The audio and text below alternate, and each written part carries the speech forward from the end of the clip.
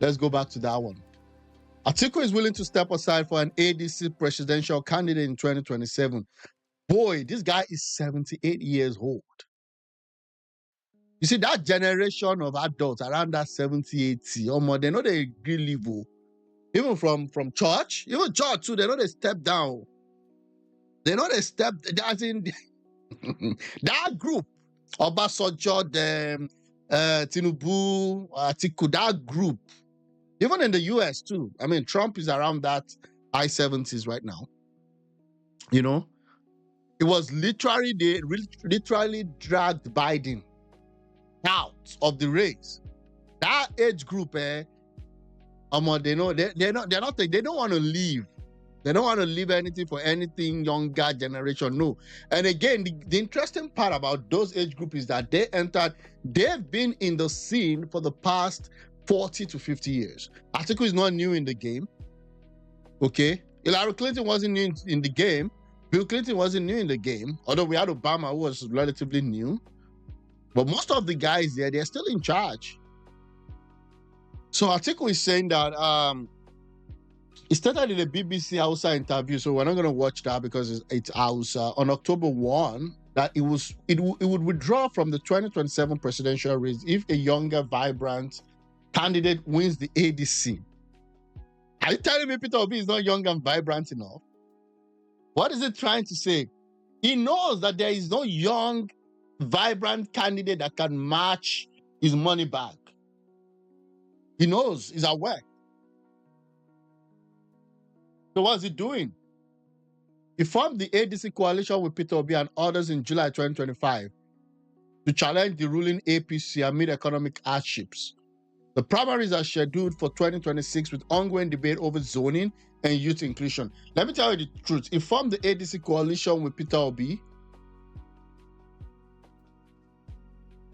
Coalition, I don't know, because people say it's no longer a coalition, it's just a political party. Because PDP is going ahead with their own convention in November. Okay? So let's get that straight. PDP says we're going our own way. LP has disavowed ADC because they see ADC as a competition.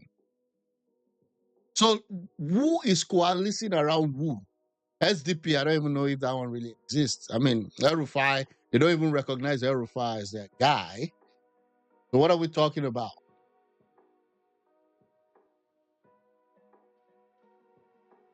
I'm willing to step aside. Let me see. Join the competition to support younger candidates. Did you read the context? This is not the headline of the news. ATIKU said he will step down for any young person that wins. Exactly. Like this Peter Obi mobilization, whatever it is called. I mean, I don't know. I don't even know which one is smarter. Maybe the mobilization is smarter than the candidate itself. But again, it is what it is. This is not the headline. That's the first response. ATIKU said he will step down for any young person that wins ADC primaries. Get your headline right, please. Thank you. Now lie, we will lose the primaries. So Nigerians are so corrupt that it's the highest bidder that is going to win any primary election in Nigeria. People will effortlessly, without conscience, sell their votes in primary election. ATIKU will definitely win. Let him step down. Exactly. Step down for who? You guys want ATIKU to step down for who? Is it for Peter Obi?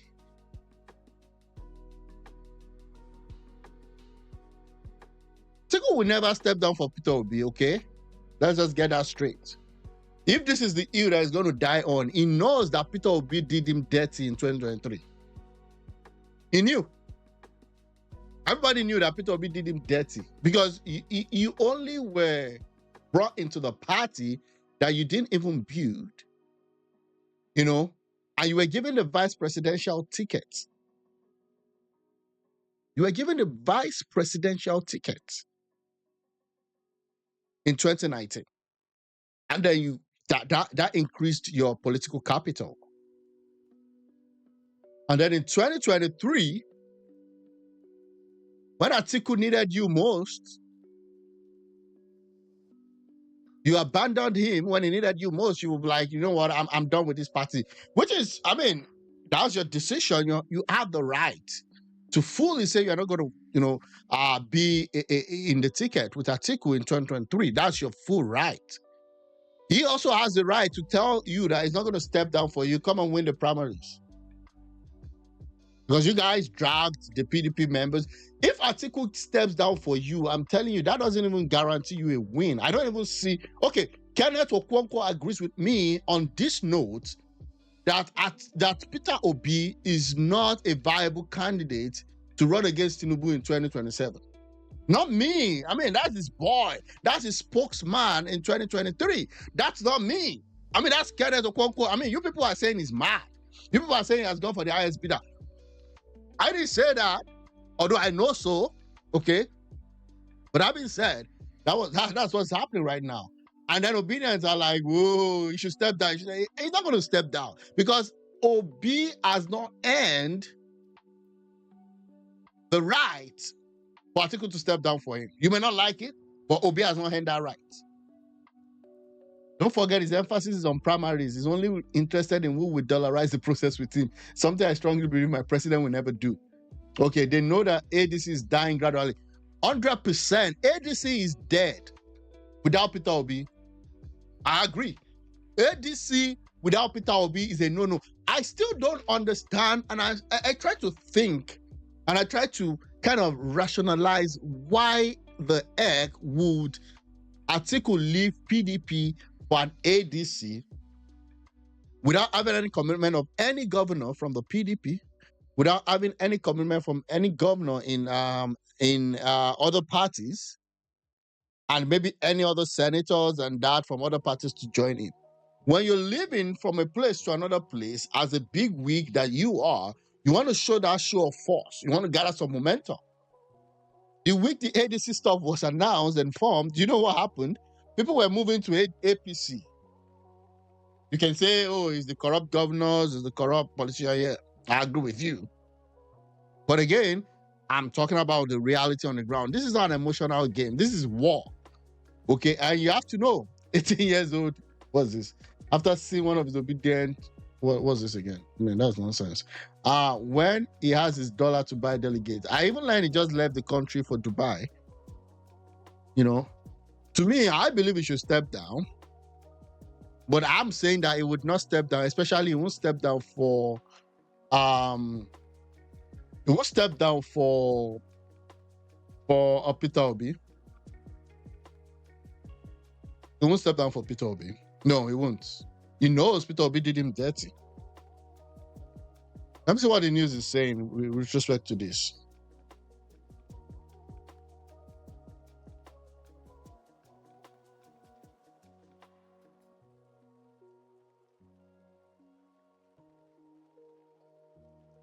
Let's see. ATIKU steps down for Peter Obi in 2020, big coalition against APC. This was 1 month ago. You see how this fake news thing stopped?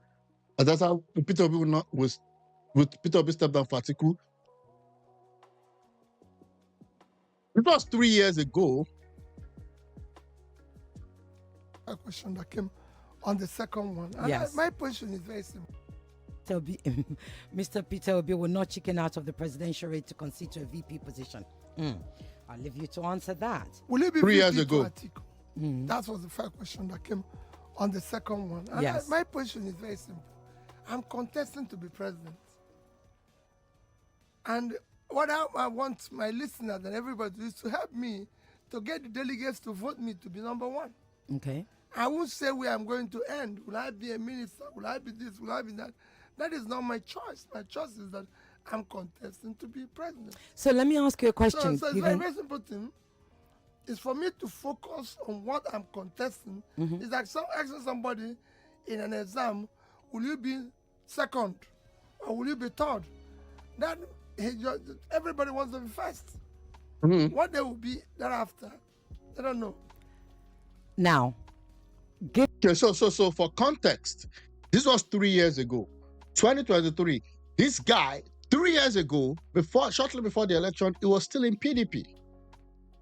He was in PDP, was doing everything with PDP. The hope was that, ATIKU would allow, younger people from the South, according to their stuff, to really, take over and be presented for presidential stuff. So we had, who else? We had Wike, we had Obi, we had ATIKU and all that.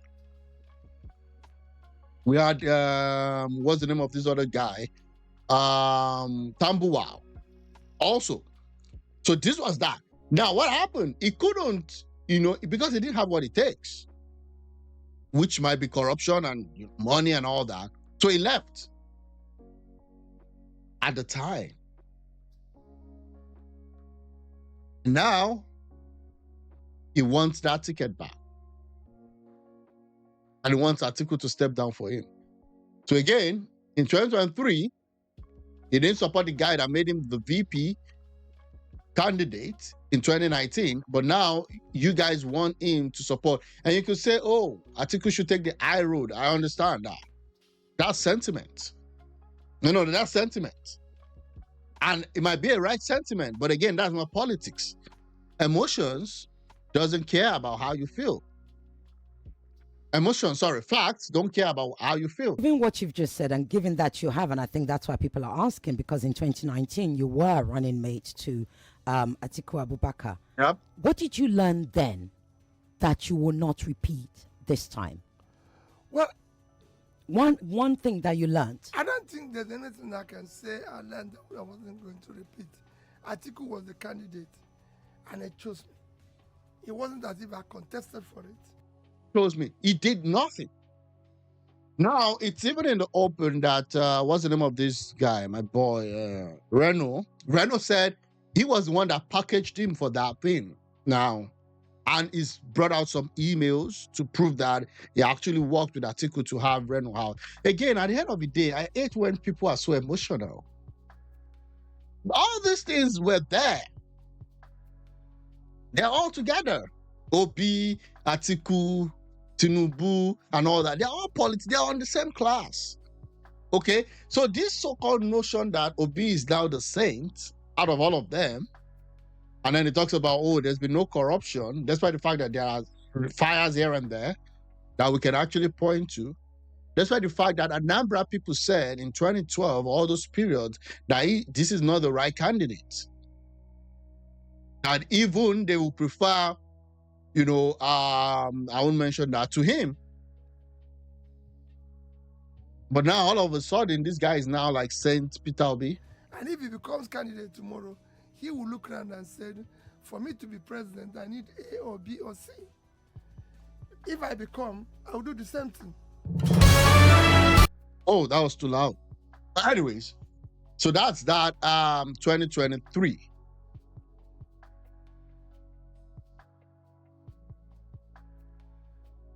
Oh, okay. So that's it. I may step down for OBC, the game plan. Okay, this is 1 year ago.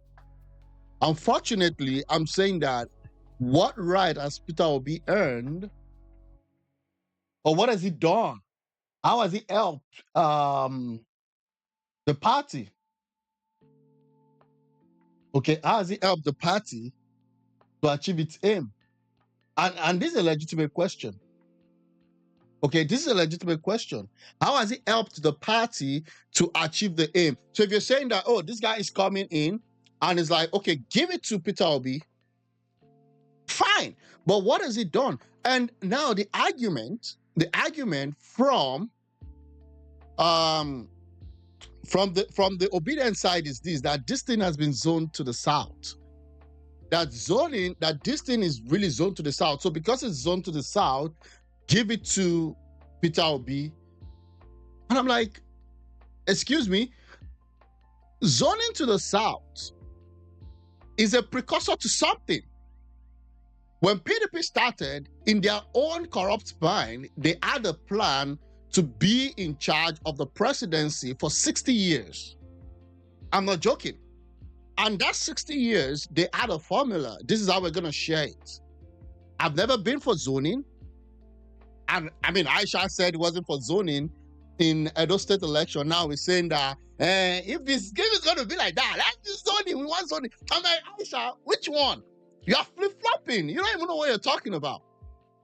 So there was an arrangement in PDP, and this is the arrangement. It's going to move around. Okay? Now, that didn't go anywhere because at some point, there will be one moron that will always come to destroy the zoning. And the Constitution doesn't even recognize zoning at the presidency level.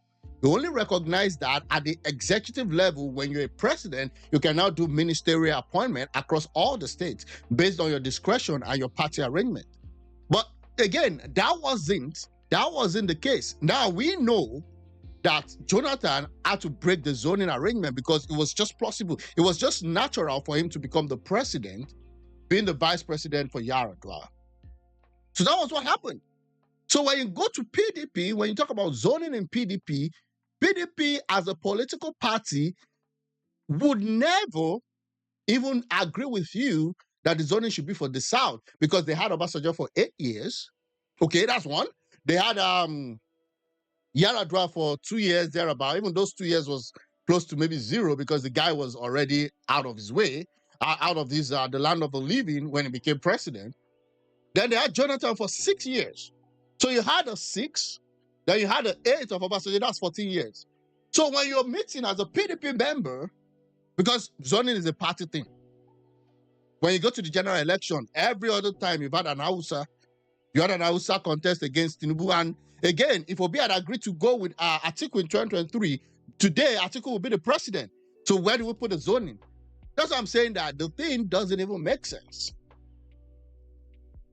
Again, so when you look at PDP's formula, you cannot be preaching zoning to PDP, even though that might help, the country, but it doesn't make sense for PDP.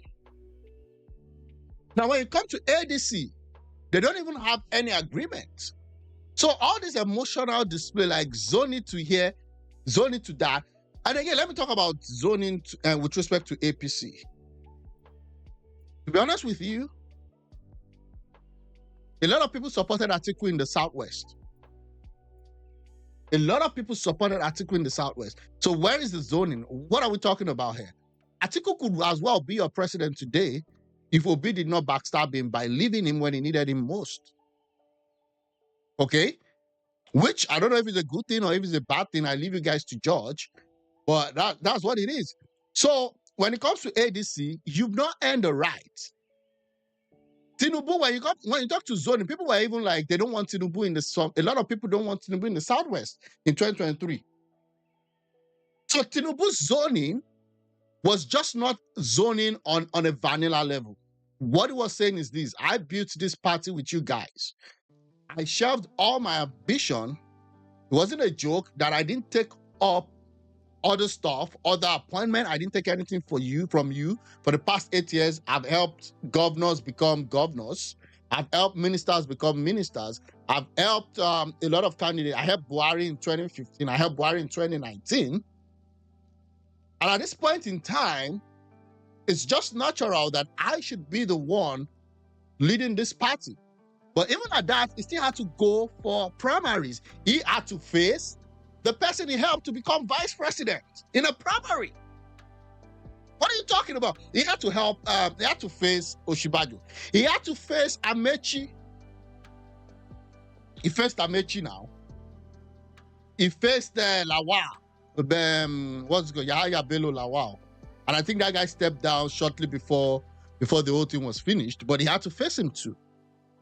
So he went through all that. That process was actually to make him strong so that when the election comes, he's able to stand against whoever the PDP was presenting.